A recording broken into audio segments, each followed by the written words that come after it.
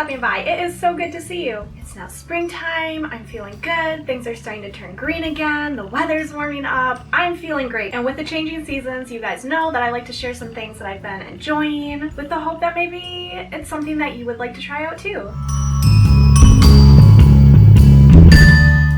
Before we get into that though, we are getting so close to 200 subscribers. I'm really excited about it. We need 10 more. So if you're watching this right now and you're not subscribed, please hurry, do it now. If you are already subscribed and you think you know somebody that might enjoy my videos, please tell them about me. And maybe nudge them to subscribe to me as well. I've been thinking of different things that I would love to put in a giveaway once we reach 200. Some of you have made suggestions on things that I've made that you would like to see in a giveaway. So I'm working it out in my head and I'm getting really close to something pretty cool, but until we reach 200 subscribers, you guys won't know what it is, so please subscribe. Alright, all that being said, let's go ahead and get into my spring treasures. So I want to start with snacks first today because I'm kind of hungry. So the first item on my spring treasures are these adorable and delicious candy kittens. This is a vegan gummy candy in the shape of cute little cat faces. They have different flavors. So far I've tried the sour watermelon, and they also had passion fruit mango. I can't remember, I ate them all already, so I don't have the packaging anymore. But they're so good, they're so addicting. They're slightly sour, which I love, and I have really been enjoying them so much, so much, so much. Now let's talk about books, because I've been doing a lot of reading lately. So I have 1 novel and 2 manga. So let's start with the manga because I'm so excited about them. So I just recently discovered Junji Ito, and he is a manga artist that specializes in horror. It's so good.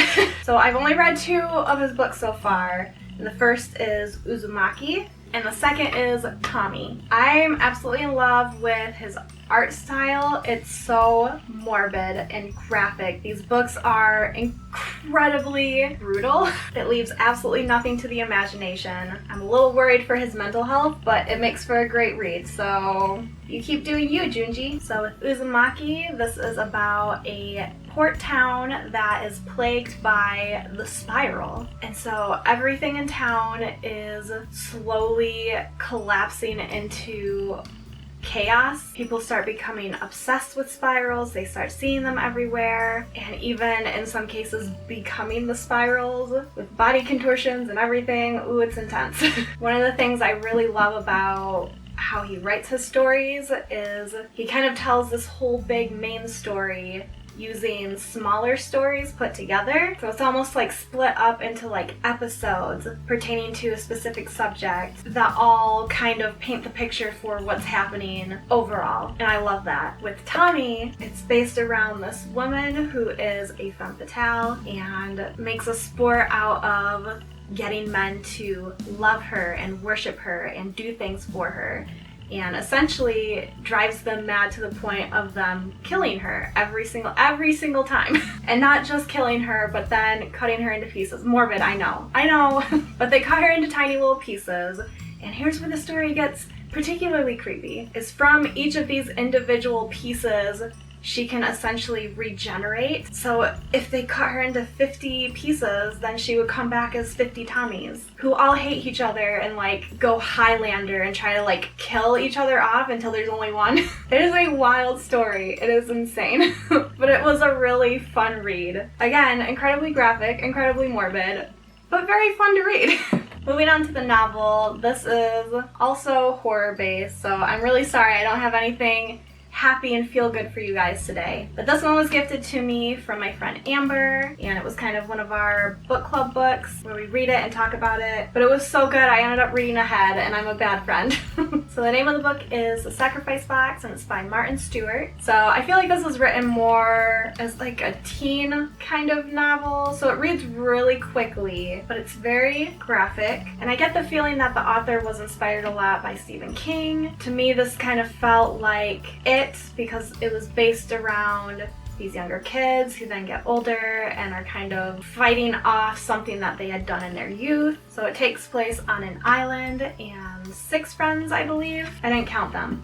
6 friends, I'm pretty sure, end up finding a sacrifice box. And the main character, Sap, was called to it, which is how they found it. And everything's kind of being relayed to him mentally. Like, he just knows the rules of the box. And they each sacrifice something that's important to them to the box in exchange for being friends forever. And then 4 years pass, and they grow apart, and they kind of go off and do their own thing, and suddenly things start taking a turn. Things on the island start coming to life, and each of the friends then start experiencing scary or paranormal or just odd things that eventually get tied to the item that they had put into the box. So they have to figure out why things are happening, like what happened, did they break the rules of the box? And so it's absolutely wild. I love how the author sets the atmosphere of it because it's based in the 80s, so like it's all very 80s reminiscent, and I absolutely love that. It was a great book, it was a great read, and if you're looking for something that's gonna be just a quick kind of guilty pleasure book, this is a great one. Alright, let's talk about beauty next, because I only have, I mean it's 2 items, but I'm gonna count it as one.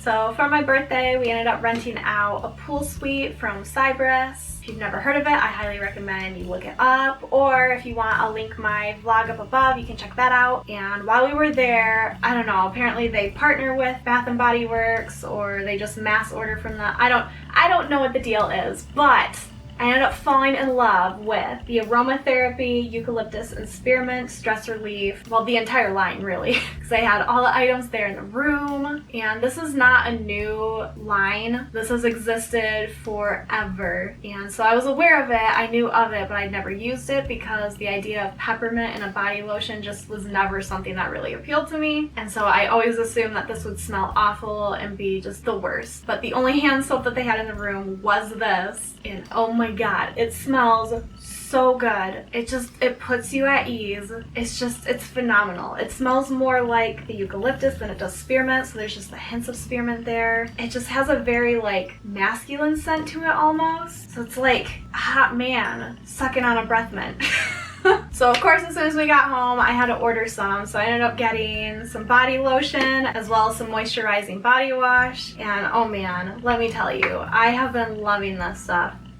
And finally, the last item is a video game, and this is The Story of Seasons, Friends of Mineral Town. Now this is actually from the same developers of Harvest Moon. For whatever reason, somewhere along the line, they ended up splitting off, and the Harvest Moon franchise kind of became its own thing, but it wasn't done by the same developers or whatever, and instead those developers went off and created Story of Seasons, which is the old school Harvest Moon that you know and love. So this is actually a remake of Harvest Moon, Friends of Mineral Town, which I never actually played, which is almost blasphemy because I love Harvest Moon and I feel like that was one of the most popular ones. But I absolutely love it because they have a lot of the Nintendo 64 characters, so Potpourri and Ellie and Cliff and Kai and Karen and like all of those bachelor and bachelorettes, and they bring them all back. And I guess for those of you who aren't familiar with the Harvest Moon franchise, this is a farm simulation game where you can grow crops and raise animals, and you get to celebrate festivals and marry and have children, and it's a whole wonderful experience. And I've really been enjoying this one. I absolutely love the graphics. They're so chibi, so cute. I love it. Alright guys, but those are all the things that I've been loving recently. Hopefully you saw something amongst all of this stuff that you want to try for yourself. And if you do try them, let me know how you loved them or hated them. We're different people, I won't judge. If you enjoyed this video, please leave me a thumbs up. I love seeing those, they make me so happy. Again, subscribe to my channel if you've not already, because I would really love to see us hit 200 subscribers. I'd like to see us hit 200 subscribers before the end of April. That may be asking too much, but I'd like to see it. And that being said guys, I will see you the next time around.